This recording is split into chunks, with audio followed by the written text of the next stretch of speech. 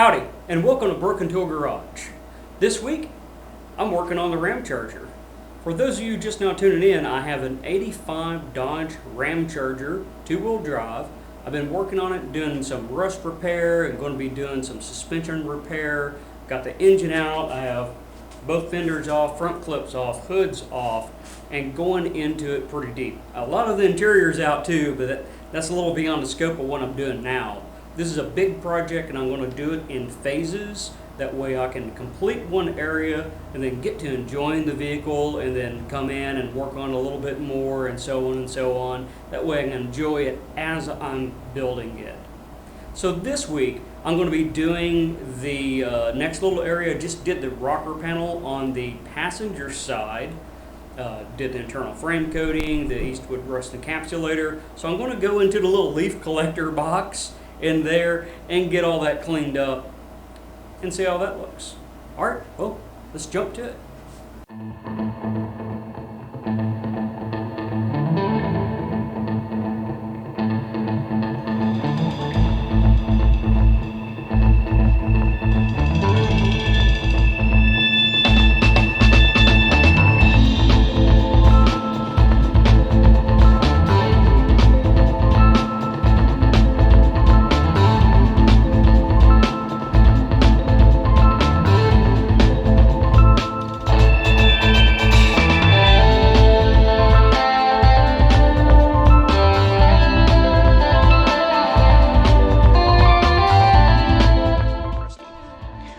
So what I'm going to be working on this week is this section right here, this section down into the door down in here, and around up in here, and back in this area right in here.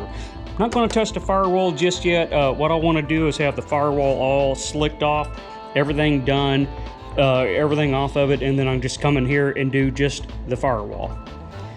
So anyways, yeah, let's see here, we're still full of crud, but we're gonna fix that.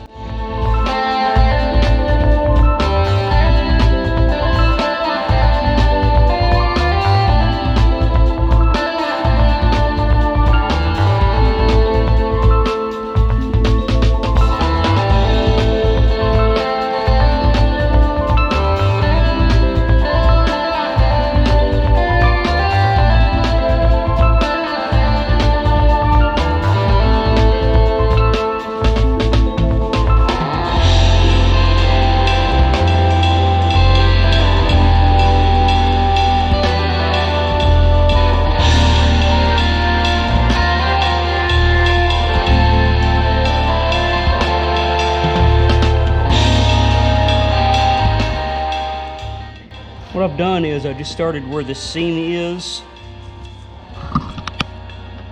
So what I've done, I started where that kind of a little lip is right there, and come down right about there. Well, it's going to come all the way down to the bottom and then cut over and just peel it back. But if I did that, I got to weld it back. And when I put the encapsulator on there and I go back and weld that back, it won't be on there anymore, and this is at the bottom. So I think what I can do right here, come across, and I'll be able to reach in, clean all that out, and then get it encapsulated, and then that'll be good. And I can come back and weld it, and I'm not worried about welding over, where I have the encapsulator and potentially have an issue. Shouldn't be an issue, but I'd rather do a little bit safer than sorry. Now, my other cut, like I said, I'm going to start right at this little groove in there. There was already a crack there. Right there. There's a crack. So that's why I went ahead and started that. And I'll just, come over, should be able to peel it back, get it all cleaned, encapsulated, and then put it back, weld it up, done. Now, to see if this worked as intended, or thought. Look good on paper anyway.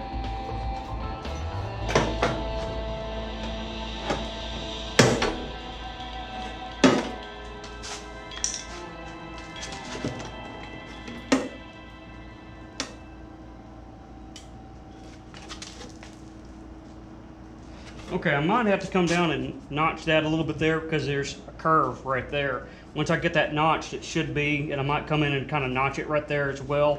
That way it kind of has a pivot point to go off of. Take two. Oh yeah, I can feel it much, much better.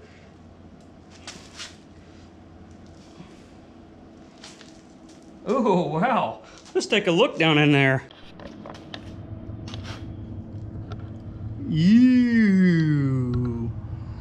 Yeah. Oh, see, that's how they did that. It's got a little slot that goes in there. That's what it looked like. It's packed plumb full. But we're going to fix this. I think I said that already. I kind of like saying it. All right, got my welding cut sleeves on. That way I don't slice myself open because that's really sharp right there. And I'll have to come back and deburr that before I weld it up. That's fine. All right. Well, this is going to take a little more doing and picking and vacuuming and all that to get this out. And a lot of this back down in here is the heater box. So there's like a little transition piece, and then it goes to the heater box. So I'm wanting to get the transition piece. Oh, that's the heater box door. Okay, so that's just straight up heater box now. Okay, okay. So I can stop on that. And when we do the heater box, I can finish that up. All right, well, I think it's about vacuum time, and that's all there is to it. There we go. Got the leaves out. I'm ready to start the scuffing on that. Once I get it scuffed down, do a quick wipe on it. Oh, I pretty much deburred it too. You saw me kind of come in there, and I hit it with a flat file to finish up. And I mean, there's a couple of edges. I might be able to hit that over there a little bit, but I'm not afraid I'm going to, like cut my hand off or anything right now. So I think that was about right, because now I can get down in here and get, I mean, the camera is in the way, but I can get down there and pretty much brush everything in here, right? All right, got her done. Let's take a peek inside. Oh. One hand on light, one hand on camera.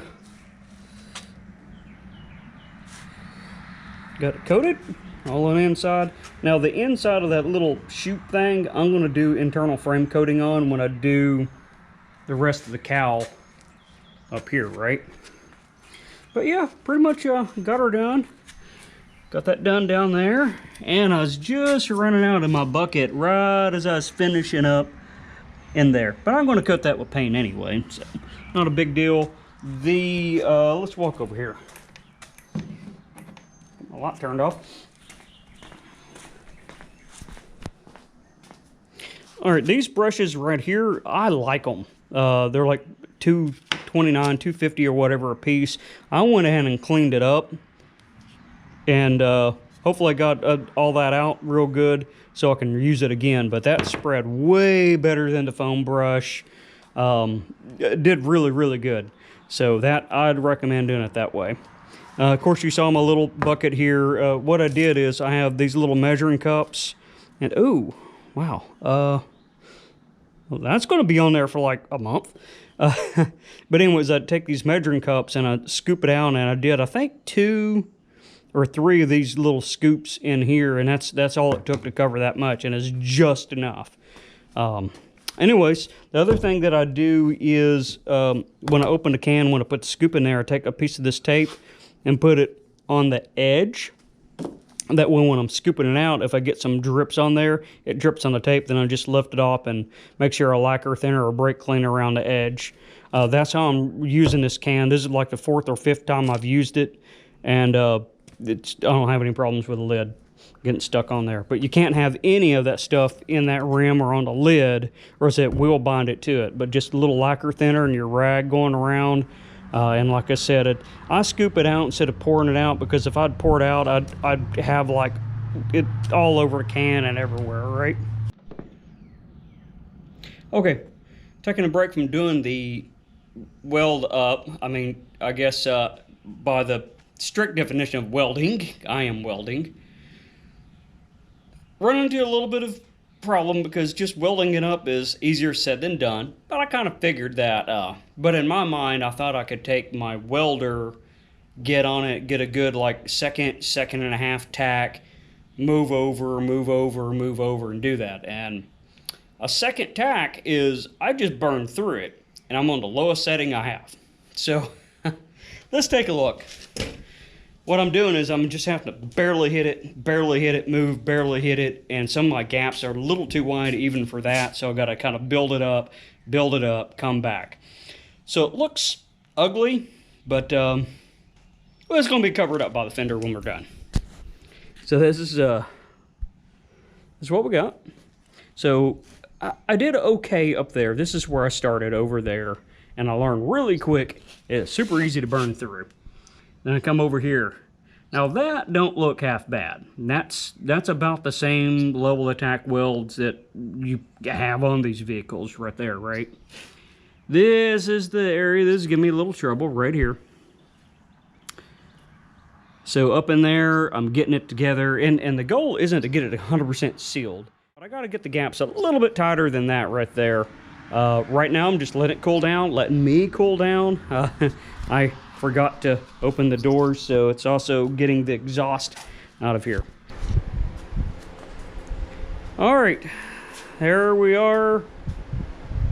Paper primer, that self-etching primer. I masked off where I had the Eastwood rust encapsulator because it didn't, Eastwood says they don't recommend putting that on there. It could cause some chemical issues.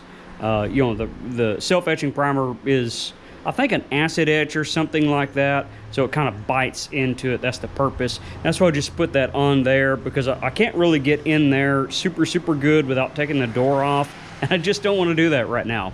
I'm trying to get to the areas, get it back together, and move on. Okay, here we have it.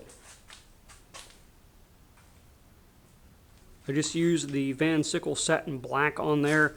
I kind of want to use this stuff up because it doesn't stay looking like this right here, unfortunately. It, like what we see over here on Jim, it kind of turns to that gray. So I'm not impressed with it as far as the UV protection, but thankfully I don't need UV protection. All right, a little bit of summary up here. One of the things that made this hard is once I went in and cut that left a gap. So instead of trying to butt it together where they're actually touching or they're overlap and lap weld, I had a gap in there I had to fill with a thin metal with a welder not set up for it. So I'm going to rethink this for the other side. Now, I wanted to get this out for two reasons in order to get all the leaves and rust and all that loose stuff out that I don't think I could have got all of that out. And if I would have just, had part of that in there and internal frame coating it, I'd be coating leaves and dirt and everything, which isn't going to do what it's supposed to do. That's why I did that, and since I had it open, I just brushed on some good rust encapsulator. I am going to come back in this area here, shoot the internal frame coating up in there whenever I do the upper part of the cowl. Whenever I'm shooting all of this with internal frame coating, I'll touch that up in there, and I could probably snake that down in through here and just do one quick coat of the internal frame coating over that. That won't be all that much. So that's what we got. That's how I went about it. Not sure that's the best way to go about it, but that's what I figured out to do. So you can learn from that, right? All right. That'll tidy this one up. That was a lot of fun, wasn't it? Getting to slap that on, clean things off, got some cutting and grinding, welding, painting. That was a lot of skills involved with that. So the next side, I think I'm going to take a little time to think on how I'm going to do that, how to get that open and how to get it put back together, because well, it's a little ugly and it's covered, but whatever. So what am I going to work on next? I think I'm going to take a break from all the rust repair stuff, body work, and move on to still have the passenger side, have that control arm, the spring to take off, because when I dive into that, that's going to go over the brakes, suspension, and steering right there. So there's 3 things I can tackle in that one area. Go in, get all that off, and clean everything up behind it, clean all those parts off, put new parts on, check everything out, and make it all nice and pretty. So that's what I think I'm going to work on next. But I appreciate you dropping by and watching, and I'll see you next time on Broken Tool Garage.